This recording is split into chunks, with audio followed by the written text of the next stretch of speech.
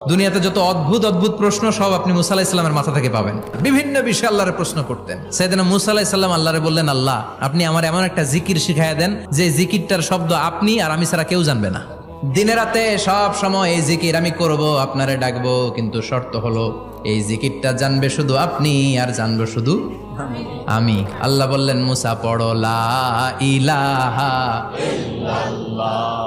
মুসা আলাইহিস সালাম কয়, মাবুদ এটা তো জাতীয় জিকির, সবাই জানে।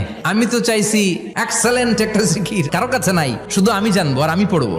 আল্লাহ বললেন, মুসা এই লা ইলাহাকে যদি এক পাল্লায় রেখে দাও, তাম বিশ্ব, সাত আকাশ, সাত জমিনটারে তুলে যদি তুমি আরেক পাল্লায় রেখে দাও, লা রাজাহাত কাফাতু লা ইলাহা ইল্লাল্লাহ, মুহূর্তের মধ্যে লা ইলাহার পাল্লা ভারী হয়ে যাবে।